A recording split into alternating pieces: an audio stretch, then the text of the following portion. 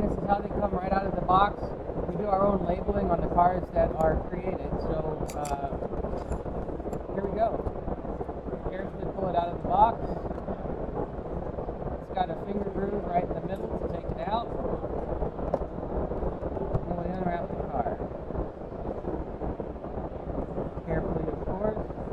And we put it on a test track that's equipped with 2 coupler height gauges.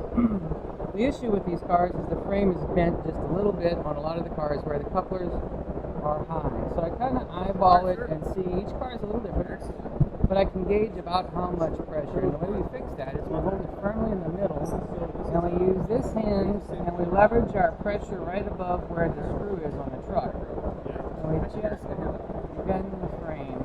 So I think that's going to be about right for that side, and that's going to be about right for that side.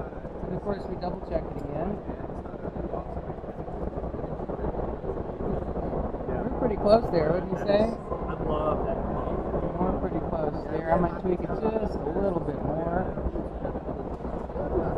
And again, it's a solid metal frame that's underneath the plastic body, and so I'm focusing on a solid spot to just push that back into alignment like it should be. And now here we go. We're there, and we're there. So then, we've got the coupler height right. I go ahead and put the goggles on.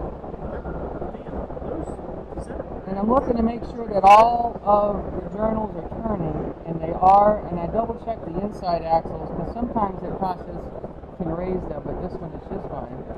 So I've got a V&O inspection slip here. That's the first item I check for. Coupler height, that's the biggest obstacle. Beyond that, everything else is an easy fix if there's an issue. So I check for all 6 of the brake support beams. Every now and then they get loose in shipment.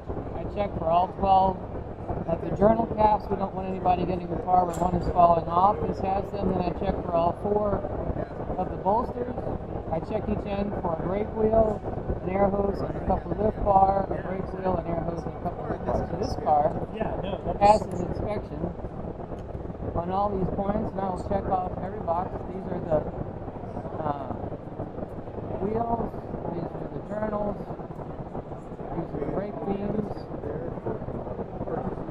It's free rolling, it looks really good.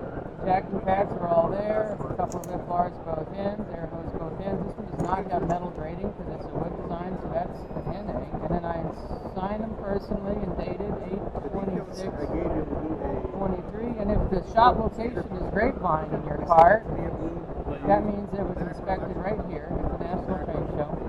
So this is a pass.